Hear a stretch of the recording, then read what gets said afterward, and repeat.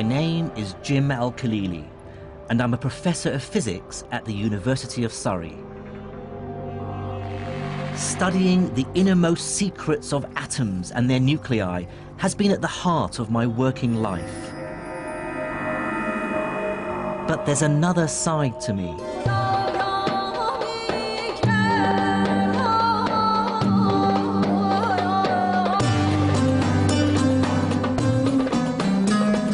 I was born and grew up in Baghdad to an English mother and Iraqi father, but left Iraq with my family in the late 70s when Saddam Hussein came to power. By then, science was already my great passion in life, and as I studied it further, I saw myself fully part of the Western tradition, inspired by names like Newton and Einstein. But buried away was this nagging feeling that I was ignoring part of my own scientific heritage. I still remembered my school days in Iraq and being taught of a golden age of Islamic scholarship, that between the 9th and 12th centuries, a great leap in scientific knowledge took place in Baghdad, Damascus, Cairo, and Cordoba. So I want to unearth this buried history, to discover its great figures and to assess exactly what their contribution to science really was. Are there medieval Muslim scientists who should be spoken of in the same breath as Galileo or Newton or Einstein? And crucially, what is the relationship between science and Islam?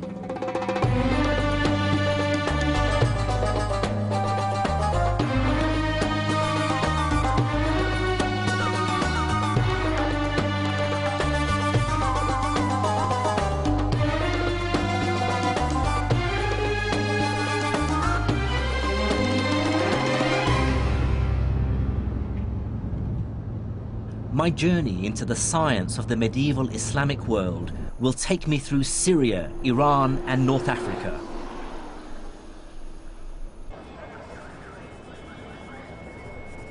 I started in the backstreets of the Egyptian capital, Cairo, with the realization that the language of modern science still has many references to its Arabic roots. Take scientific terms like algebra, algorithm, alkali. I instantly recognize these words as Arabic. And these are at the very heart of what science does. There will be no modern mathematics or physics without algebra, no computers without algorithms, and no chemistry without alkalis.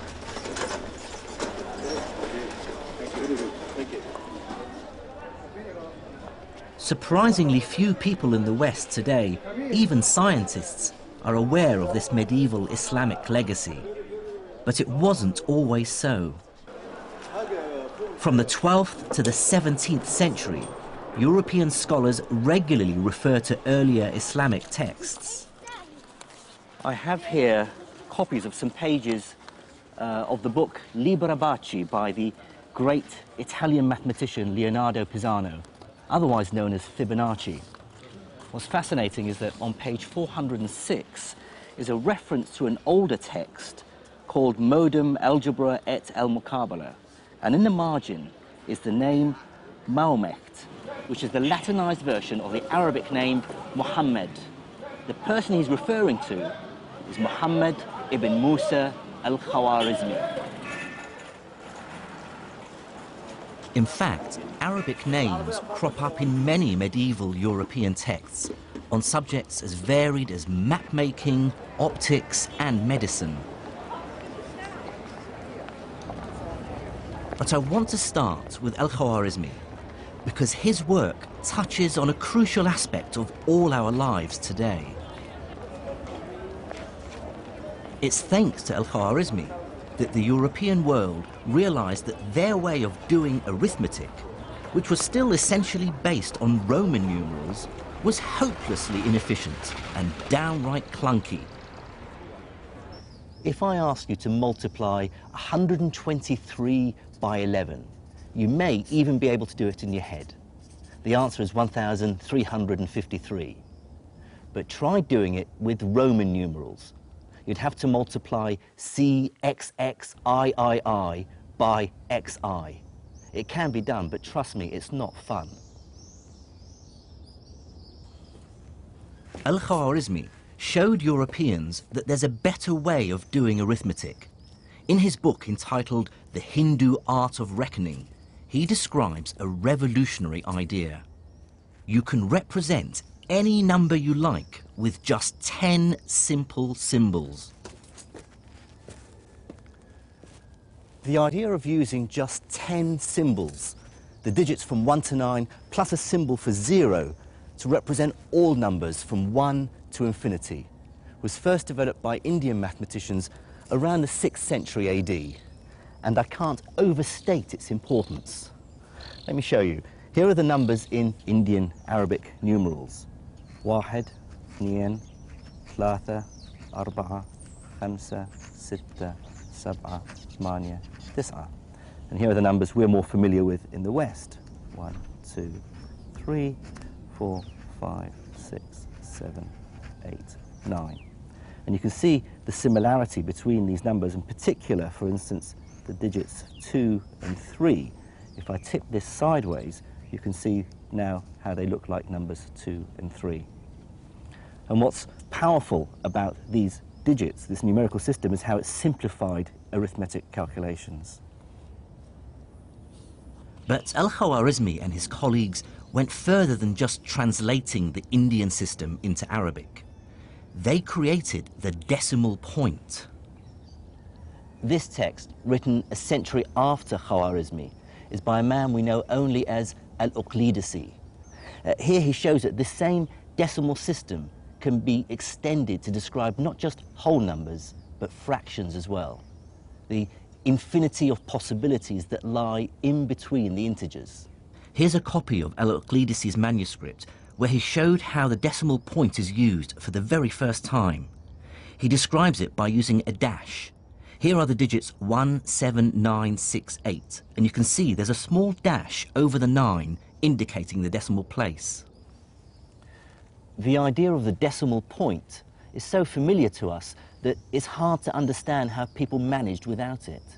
But like all great science, it's blindingly obvious after it's been discovered.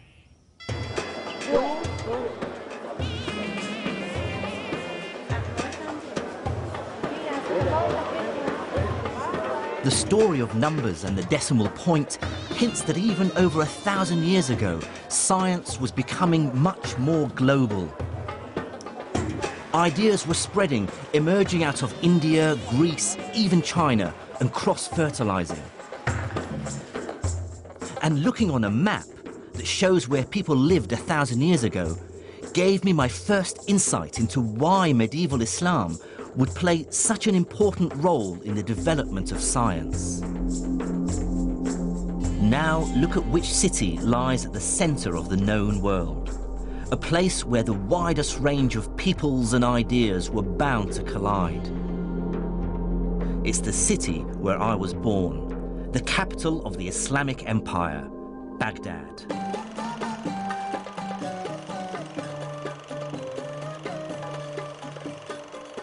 Recent events mean I can no longer visit the city, but these are the home movies of my cousin Faris, filmed in the 1960s. The Baghdad we knew then looked nothing like the bomb-wrecked city it is now. I certainly grew up proud to be associated with one of the world's greatest cities. Baghdad was founded in 762 AD by the Caliph al-Mansur. His aim was to make it the glorious capital of a brand new empire, united by Islam, the rising religion of the time.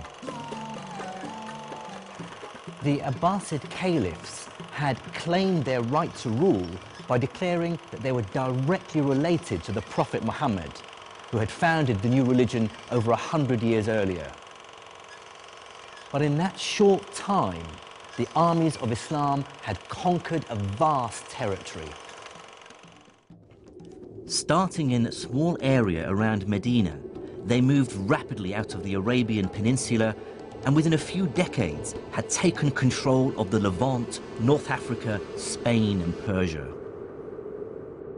I think one must bear in mind that this is an era in which people actually believed in God, and the dramatic successes of the Arabs as they poured out of Arabia was such that a lot of people did sort of observe and say they must have God on their side, this must be the true God. Some people did convert, or if they didn't convert, they did submit to Arab-Muslim political control for that reason. By the early 8th century, Islamic caliphs ruled a vast territory. And like most successful emperors, from Caesar to Napoleon, they understood that political power and scientific know-how go hand in hand.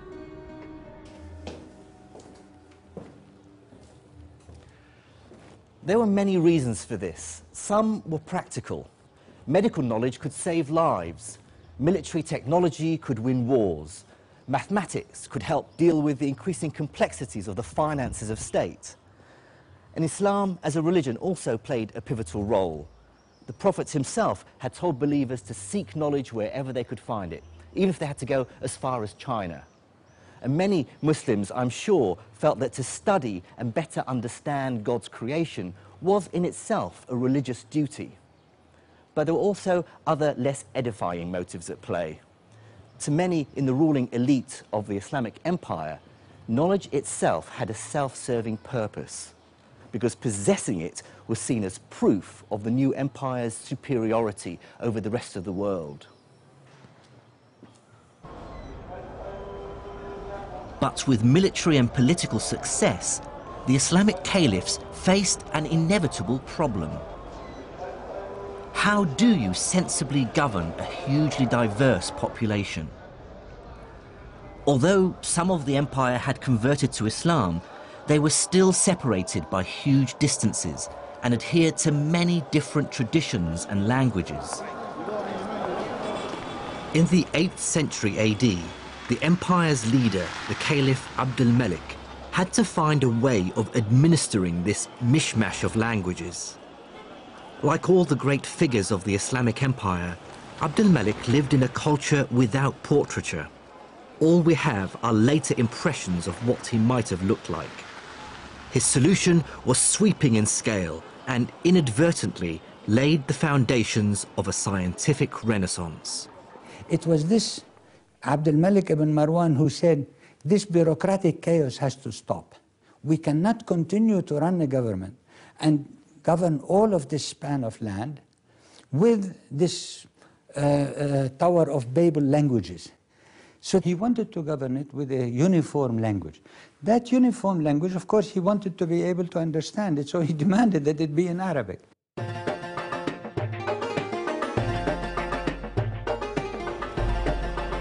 But the choice of Arabic as the common language of the empire went beyond administrative convenience. The decision had extra force and persuasiveness because Islam's holy book, the Quran, is in Arabic, and Muslims therefore consider Arabic to be the language of God.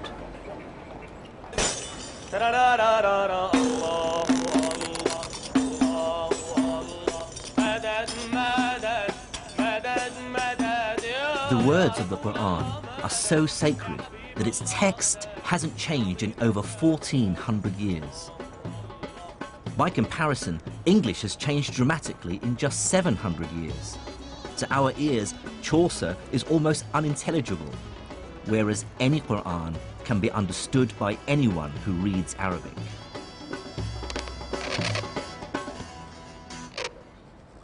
Making copies of the Quran has always been a specialized and highly respected job since the foundation of Islam.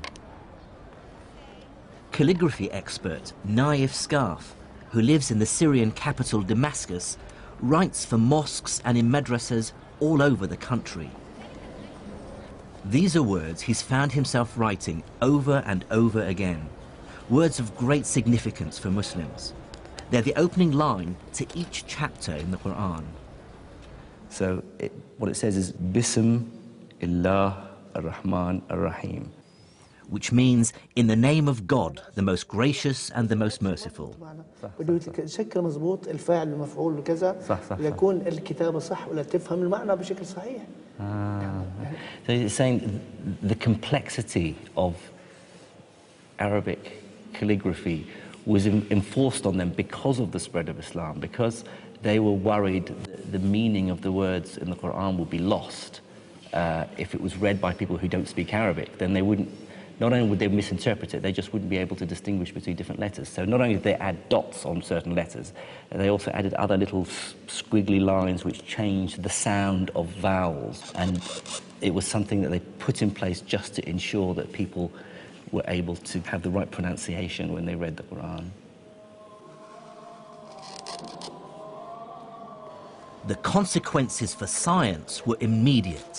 Scholars from different lands who previously had no way of communicating now had a common language. And it was a language that was specially developed to be precise and unambiguous, which made it ideal for scientific and technical terms. What this meant was the summoning into existence of a vast intellectual community where scholars from very different parts of the world could engage in dialogue, comparison, debate, argument, often very fierce argument, with each other. It was possible for scholars based in Cordoba in southern Spain to engage in literary and scientific debate with scholars from Baghdad or from Samarkand.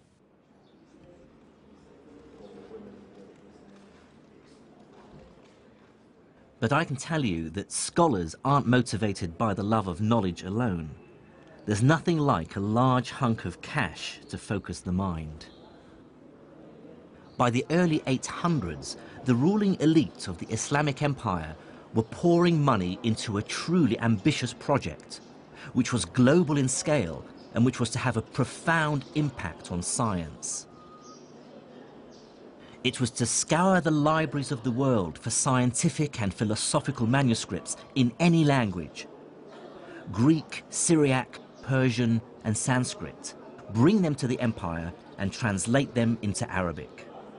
This became known as the translation movement.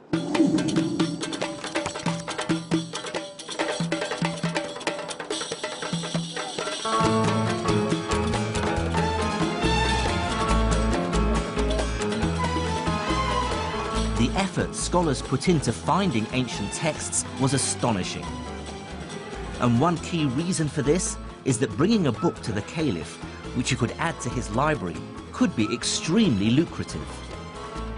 The story goes that the Caliph al-Ma'mun was so obsessed that he would send his messengers out of Baghdad far and wide to distant lands just to get hold of books that he didn't possess for the translation movement. And anyone who brought him back a book that he didn't have, he'd repay him its weight in gold.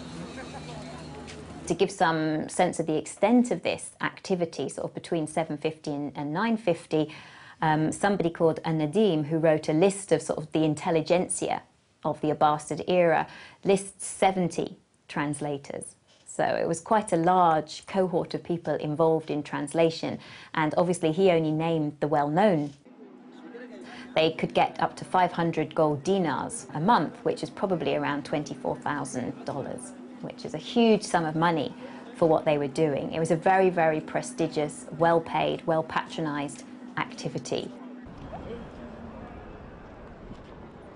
And motivating this global acquisition of knowledge was a pressing practical concern, one that rarely crosses our minds today.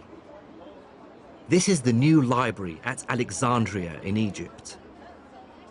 But fresh in the memory of many in the empire was the story of the destruction of the original library at Alexandria centuries earlier, and the shocking loss of thousands of years of accumulated knowledge. One of the things that we tend to forget, because we live in an age of massive information storage and perfect communication, more or less, is the ever-present possibility of total loss. That was very, very important for medieval Islamic scholars. They knew extremely well that writings could be forgotten or buried or burnt or destroyed, that cities could pass away.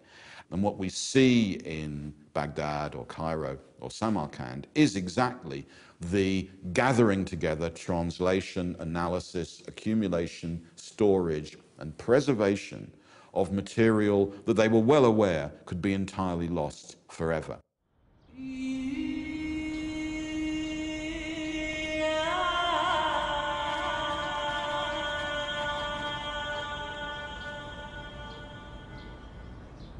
And if there was one branch of knowledge that everyone, from the mighty caliph to the humble trader, wanted to preserve and enhance, it was medicine. These were, after all, times when few lived to old age. Writings from the time remind us that what we might consider a relatively minor infection today could be a death sentence. Religious teachings, then, were not just a source of comfort. They were a constant reminder that we should never give up. In the Hadith, which is the collected sayings of the Prophet Muhammad, it says, "Ma anzala Allahu da'an illa wa anzala lahu dawa'an," which means that God did not send down a disease without also sending down its cure. It's statements like this that lead Muslims, even today, to believe that cures for all diseases are out there somewhere, and that we need to search to find them. To assess how this optimism actually affected Islamic medicine, I met up with Dr. Peter Porman in the Syrian capital, Damascus. He's a leading expert on Islamic medicine who spends much of his time researching here in the Middle East. What people don't realize is that the history of Islamic medicine is really the history of our medicine, because our medicine, the university medicine we used until the 19th century, it was based to a large extent on all this work of these Islamic physicians. Islamic medicine built extensively on the foundations laid by the ancient Greeks.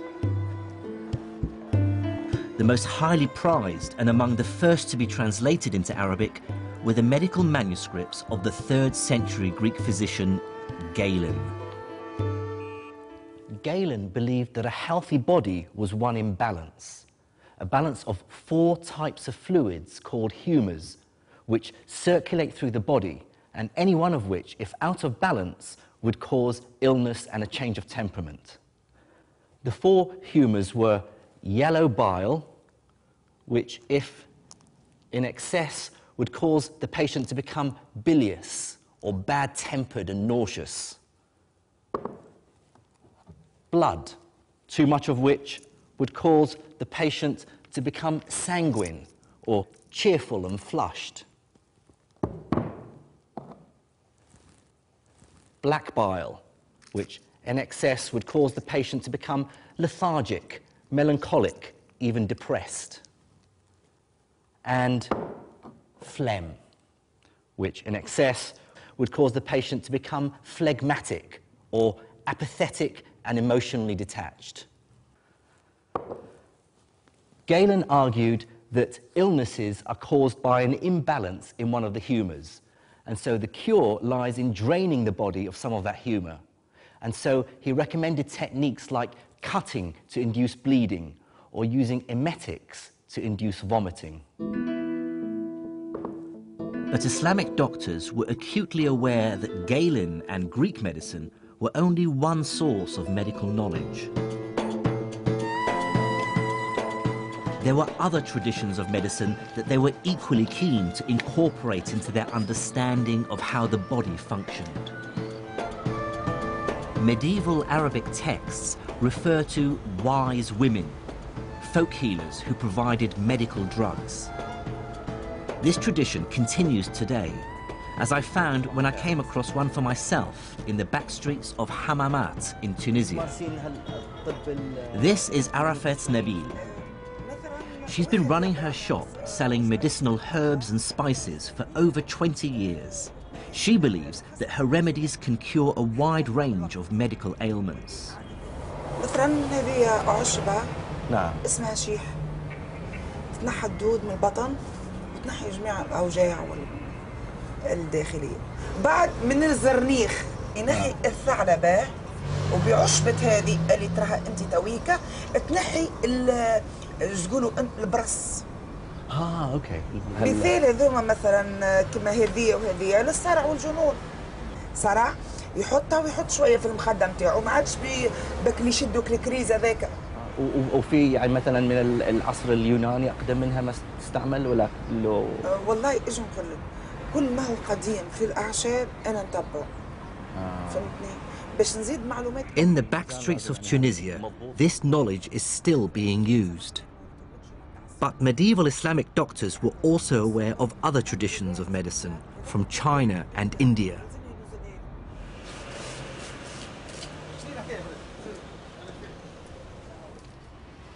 And yet another tradition of medical guidance came from within Islam itself and takes some of its ideas from the Quran and some from the collected sayings of the Prophet, the Hadith. In a bookshop in Monastir in Tunisia, I found a copy of a very popular book, available right across the Islamic world. This book is called The Prophet's Medicine, and see how old it is. The author was born between 691 and 751 Hijri, which places him in the 14th century. Here's an interesting bit where it deals with the plague.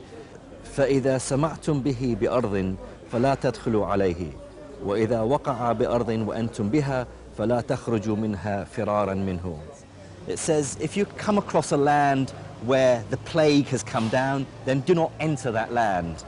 And if the plague comes down onto your land and you're there, then do not leave your homes in the hope of escaping it. So it sort of makes a lot of sense. But here's quite an amusing part. It deals with epilepsy. And it says that the Greeks, or Galen, believed that epilepsy originated in the brain. So, however, they were ignorant. They didn't realize the true cause of epilepsy, which is the possession of the body by evil spirits. And it talks about the cure for epilepsy being exorcism. Hardly scientific.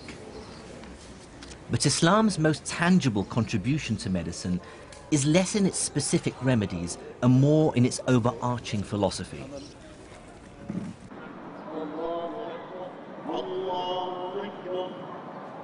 It is, after all, a religion whose central idea is that we should feel compassion for our fellow humans. And accompanied by Dr. Peter Porman, I'm going to see a physical bricks and mortar manifestation of medieval Islamic compassion. This is the Nur al-Din Hospital, the leading hospital of the Islamic Empire, built here in Damascus and now a museum. This was built in the 1150s, 1154, I believe. One of the ideas which are stipulated in Islam is the idea to be charitable. And yes, charity... zakah, yes. Exactly, and it's an obligation to give alms and stuff like that. Yeah. And so if you're a ruler or if you have a lot of money, what you could do is obviously... You could really be charitable. Charitable and set up like a nice hospital like this one. Okay. And within the hospital, Islam actively encouraged a high degree of religious tolerance, something we take for granted in modern secular society. The hospital was open to all communities, so you would have Christians, you would have Jews, Muslims obviously, maybe other denominations, both as patients and also as practitioners. Like a Christian studies with a Muslim says my best student was a Jew, and so the medicine which was practiced here transcended religion. I mean, typically, how many physicians would there be? Well, it depends. Well, like for certain hospitals, we hear figures of like 24 or 28 physicians. Yes, the physicians would do the rounds in the mornings, you see, do their prescriptions that's the and sort of stuff thing like that. Hasn't changed over the ages, yeah. As a result of the translation movement, those physicians now became aware of the latest remedies from as far away as India and China. And as the new drugs filtered in from the rest of the world, hospitals started to set up a new kind of facility within their walls, the pharmacy. So this notion of a pharmacy in a hospital, is that a new innovation? Well, the whole package, certainly, that's new. And what is interesting, if you look for innovation, again, like on the level of pharmacy, if you look at Baghdad or even Damascus, it's at this crossroad of cultures. So loads of new things come in, like musk, for instance, myrobalan. You have like Indian drugs. There's like an Indian pill, for instance, which is good against headaches and to, bad breath, but also, gives you sexual appetite and stuff like that. So, Cures your headache, gives you fresh breath. Fresh breath. And gives you... increased... And so it's like toothpaste, Viagra and aspirin. That's right, all in one. Fantastic. Yeah, yeah. So, well, let's walk in here. Peter wants to show me perhaps the most ghoulish aspect of Islamic medicine, surgery. Here you have like a wonderful illustration. It appears that this is the first anatomical illustration in history. Like you see, it says adala, which means muscle. And so these are like the different muscles which move the eyelids. So it was understood then that the muscles controlled the... Oh, absolutely, the lens in the eye. Yeah, and moved the eyelid and stuff like that. So the other thing which we have here, which is really nice, is I think we have some... like ophthalmological instruments. For instance, it's a hook, could be used, for instance, like to kind of pull back your eyelid, that sort of thing. I mean, these instruments were very useful to the doctor. Although these tools might look crude, eye surgery was one of Islamic medicine's great successes. One innovation was to improve an older technique for curing cataracts called couching, which in their hands had a success rate of over 60%. In a living subject, the cornea would be clear and you'd be able to see the pupil clearly with the cataract sitting behind the pupil, the wide opacity. To see how couching stands the test of time, I'm meeting up with eye surgeon Mr. Vic Sharma. Right, the cataract is the lens inside the eye, which sits behind the pupil. As with time, with age, the lens gets cloudier and cloudier. And that's what is referred to as a cataract. Okay.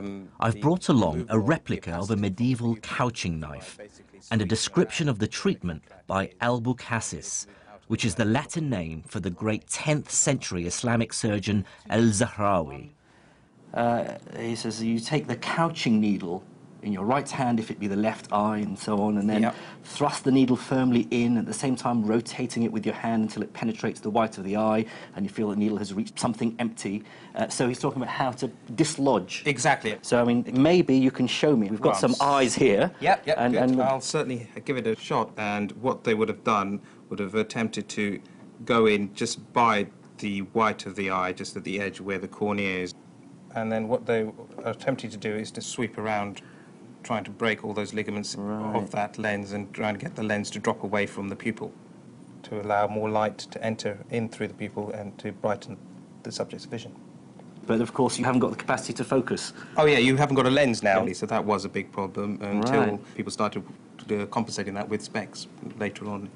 Right, right. What is your feeling about how advanced and successful? Well, they were on the general ballpark. They were at the right place. They were trying to remove the cataract away from the visual axis. They understood the anatomy of the eye. Exactly. They had some understanding of the anatomy of the eye, and that the lens was behind the pupil, and that's what was causing the visual loss. And so removing that, and that general principle is still the same. Right. And there are still accounts of it being used in certain parts of the world presently.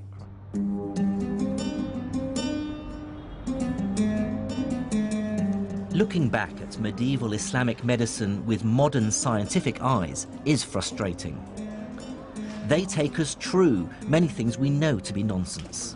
But on the other hand, their desire to deal with this vast subject logically and systematically is admirable and truly marks a break with the past. One Islamic scholar, more than any other, embodies the synthesis of religion, faith and reason. His name was Ibn Sina, or Avicenna, as he's known in the West. He was a polymath who clearly thrived in intellectual and courtly circles. In 1025, he completed this, Al-Qanun fil Tib, or the Canon of Medicine. In it, Ibn Sina collated and expanded on all that had gone before him, medical ideas from Greece to India, and turned them into a single work. So how would you place this book in a historical context? Oh, it's hugely important. I mean, there are a few books which are as important as the canon, because what this encyclopedia does, it kind of, sweeps away everything else. It becomes a textbook. It supersedes a lot of other texts, and people even complain that, it's so good, it's so tightly organized, it's so easily accessible that people forget to read the Greek sources in Arabic translations. This whole first book, this is the first book, contains what we call the kulliyat, the general principles. So it's all about how the human body works, how diseases work in general. The second book contains diseases, what we sometimes call from tip to toe, like from tip to toe. So he starts with the diseases of the head, and then he moves down, like the eyes, the ears, the nose, the mouth, and normally they end up at the sexual organs, you see.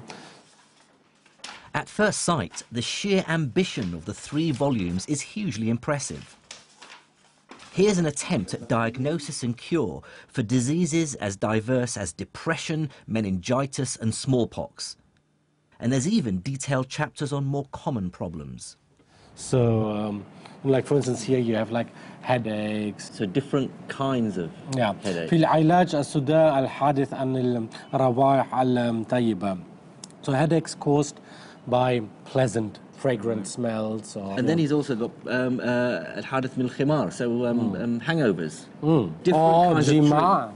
You can get headache from sex. Is that right? Well, hasn't happened to me yet, but let's see. So, the treatment of headache caused by sex. ويجب لمن يعتريه ذلك عقب الجماع وبامتلاء أن يبدأ بالفast. So if somebody has or is befallen by, suffers from a headache after sex, and he also has a repletion, so he has too many superfluities or something like that, so يجب أن يبدأ بالفast. One has to first resort to venesection or bloodletting. ثم بالإسهال, and then you should use purging. In وجب كل واحد منهما. For both of them, bloodletting and purging are necessary. A lot of the stuff in here sounds like nonsense, of course, because this is not modern medicine. No, it's not.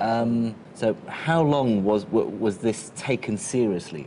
Well, the fundamental ideas contained here about how the body works, they hadn't changed until the early 19th century. There was progress, obviously, on certain levels, but the essence was the same. And then came the big break with the discovery of bacteria and viruses and things like that. And from the second half of the 19th century onward, medicine was totally revolutionized. Ibn Sina's canon of medicine is a landmark in the history of the subject. Although much of the medical science it espouses we know now to be terribly misguided, its value lies in accumulating the best knowledge in the world at the time into one accessible, organized text. The canon would give future generations something to rewrite.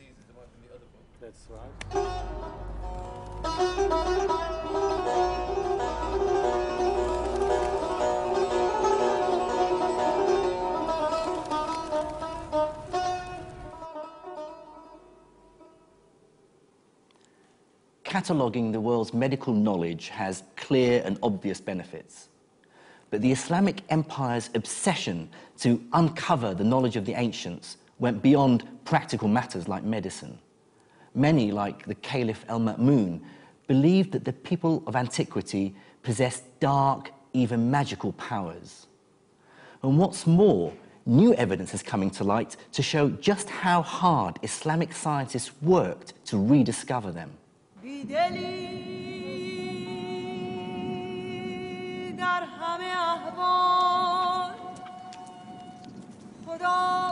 To find out about that story, I have to visit the harsh, burnt yellow of the Sahara Desert in Egypt. There I am to meet an academic who wants to show me how the translation movement took the Arabs to Egypt on a quest to break a code, which they thought hid the secret of the dark art of alchemy.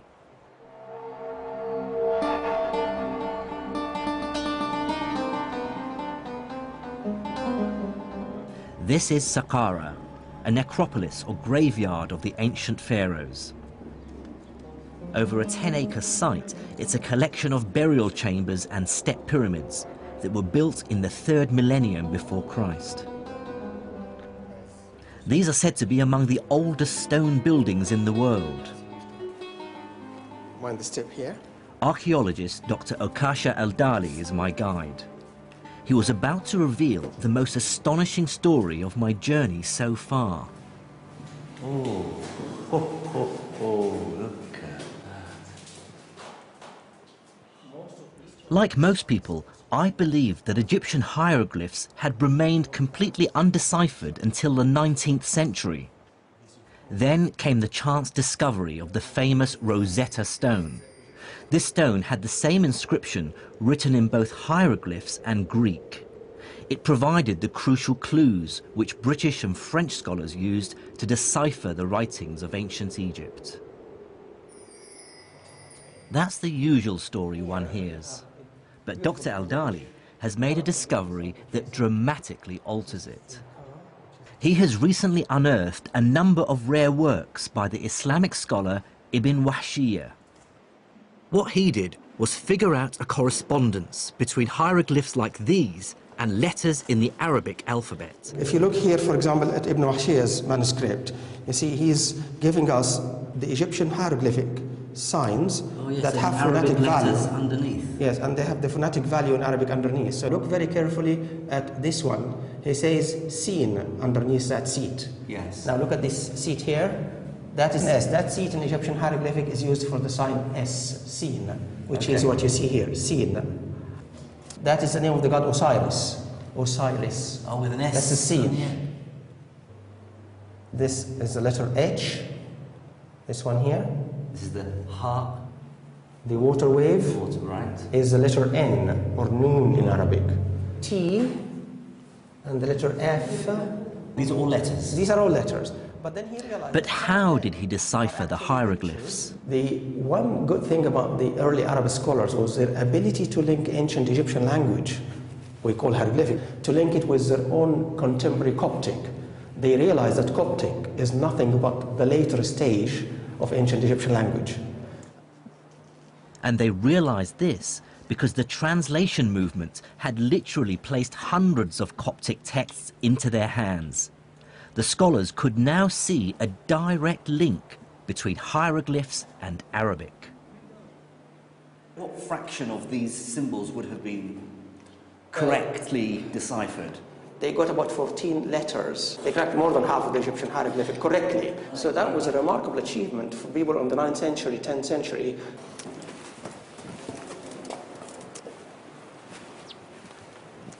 Well, that's probably the biggest revelation for me so far on my travels, that Egyptology didn't begin in the 19th century. Yet again, it seems that Islamic scholars actually cracked hieroglyphics, and they cracked it for strange reasons. They cracked it because they were interested in astrology and alchemy. But here is another example of this amazing translation movement. They weren't just translating Greek and Indian and Persian texts, they were translating Egyptian hieroglyphics as well. Absolutely incredible. Unfortunately for the Caliph Al-Ma'mun, the hieroglyphs contained no alchemical secrets.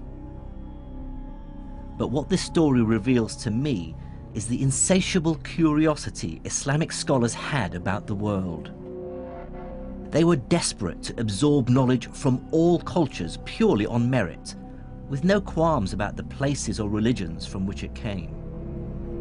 Most intellectual traditions, including, if I may say so, our own, tend to work very hard to keep everybody else out. Whereas here we have an example of an enterprise which is desperate, curious, to turn itself into a net importer of intellectual product. And that's a very important lesson for the history of the sciences. I was soon to see just how dramatically this fueled scientific innovation. But it's worth remembering that the translation movement wasn't just about science and medicine. As the capital Baghdad sat in the center of a vast, successful empire, it became home to an extraordinary flourishing of all kinds of culture.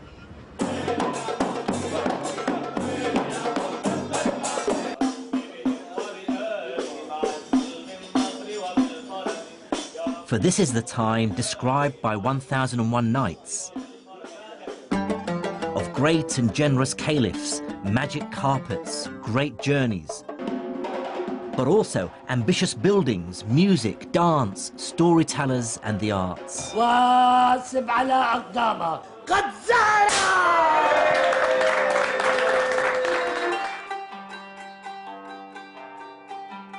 Baghdad was such a cultured and vibrant city that one traveller of the time wrote, "There is none more learned than their scholars, more cogent than their theologians, more poetic than their poets, or more reckless than their rakes."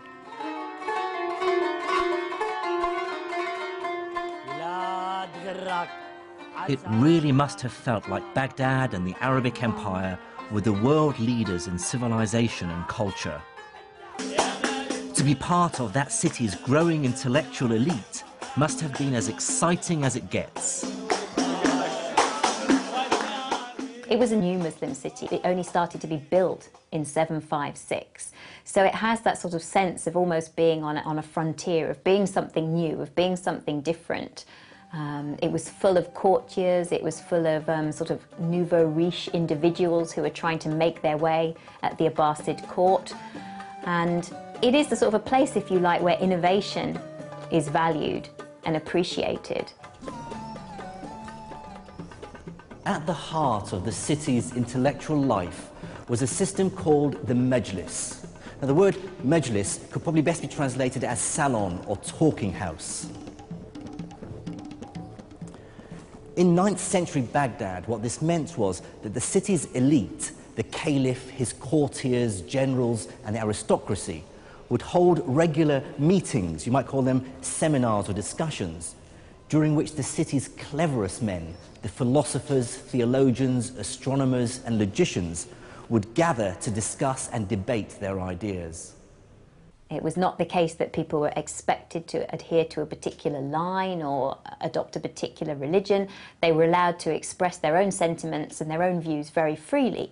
The point was that they should do so in elegant Arabic and a good logical reasoning.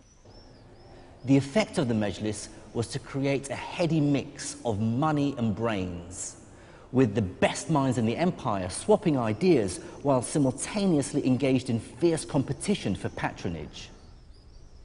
It's at this point my investigation into the first wave of Islamic science returns me to the man we first met at the beginning of this story in the back streets of Cairo, the great mathematician who brought the West the decimal system. Out of the very heart of this intellectual whirlwind came Al-Khwarizmi, mathematician, astronomer, courtier, and favourite of the Caliph al-Ma'mun, who was a product of his age, an immigré from eastern Persia into Baghdad, surrounded by books, well-versed in learning from Greece, Persia, India, and China, and fearless in his thinking. Al-Khwarizmi brought together two very different mathematical traditions and synthesized them into something new.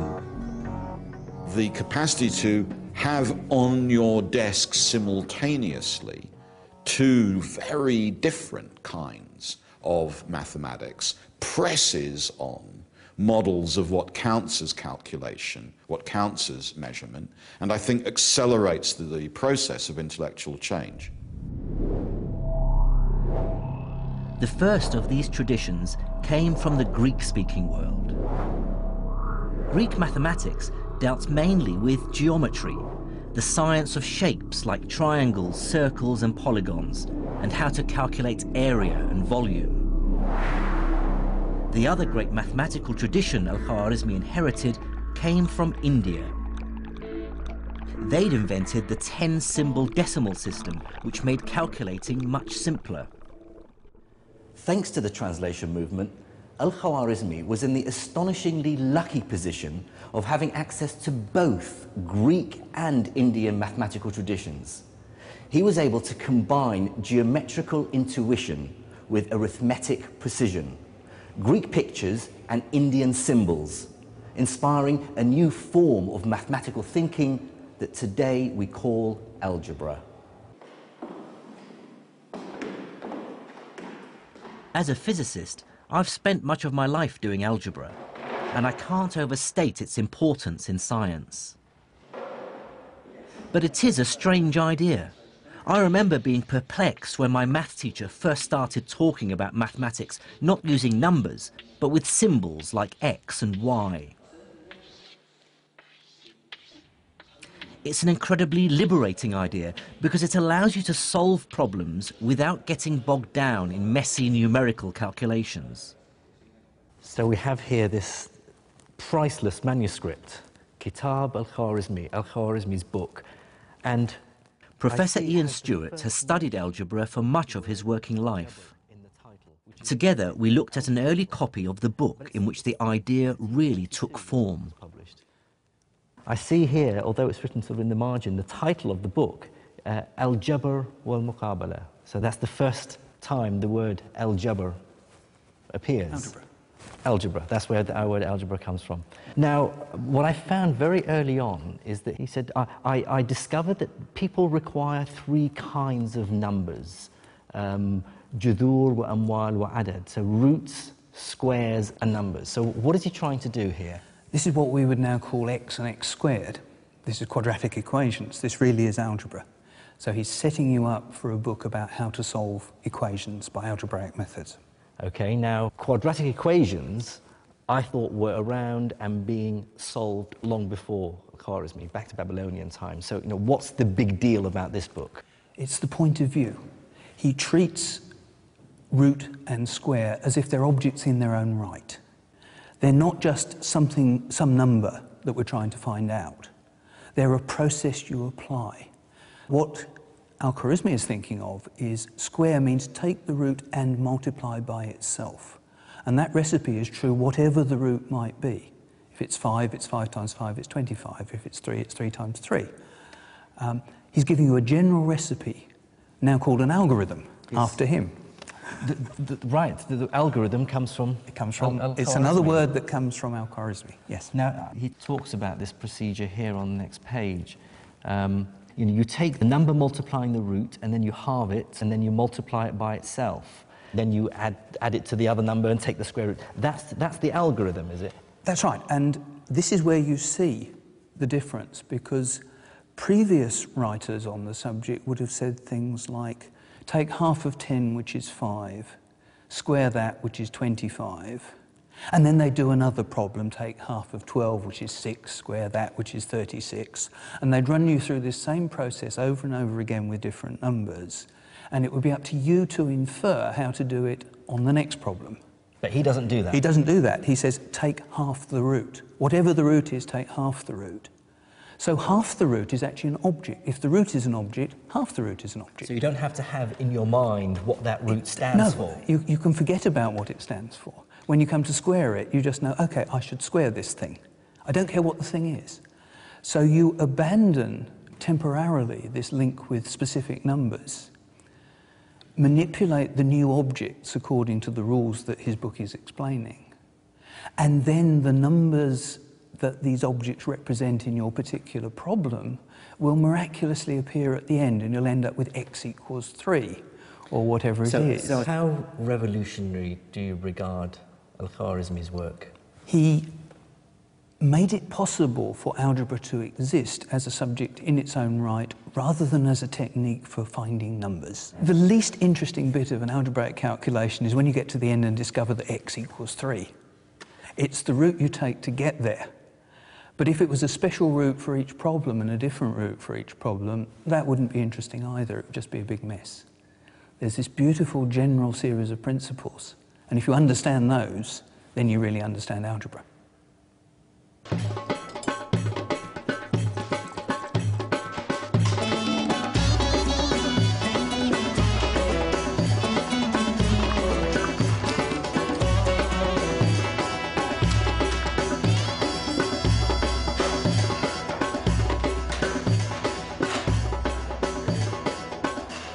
what is the true global importance of algebra?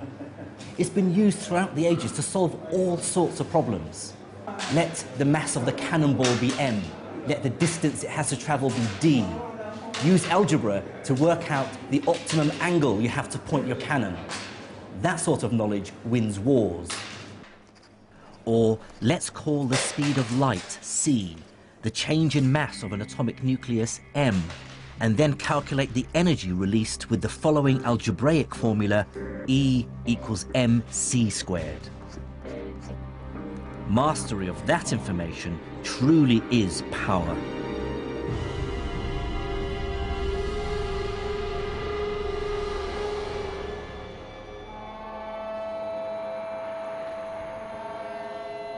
Algebra has helped create the modern world. Our science is unimaginable without it. It sums up so much that was remarkable about medieval Islamic science, taking ideas from Greece and India, combining and enhancing them. Similarly, modern medicine owes a considerable debt to the work of the Islamic physicians. But I think the real story of what happened to science in the Islamic world in the 8th and 9th centuries tells us more than any single discovery. What it really tells us is about the universal truth of science itself. I believe that the first great achievement of the medieval Islamic scientists was to prove that science isn't Islamic, or Hindu, or Hellenistic, or Jewish, Buddhist, or Christian. It cannot be claimed by any one culture. Before Islam, science was spread across the world. But the scholars of medieval Islam pieced together this giant scientific jigsaw by absorbing knowledge that had originated from far beyond their own empire's borders. This great synthesis produced not just new science, but showed for the first time that science as an enterprise transcends political borders and religious affiliations. It's a body of knowledge that benefits all humans. Now that's an idea that's as relevant and as inspiring as ever.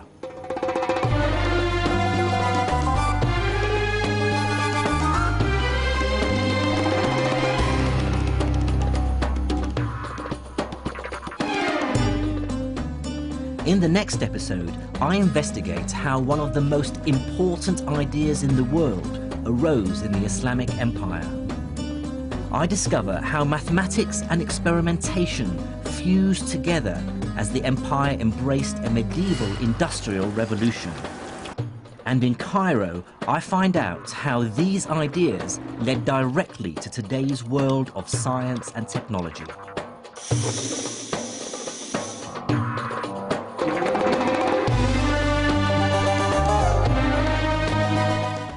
Science and Islam continues next Monday night at 11:25. Tonight we're heading for Broadcasting House and a day out with U2.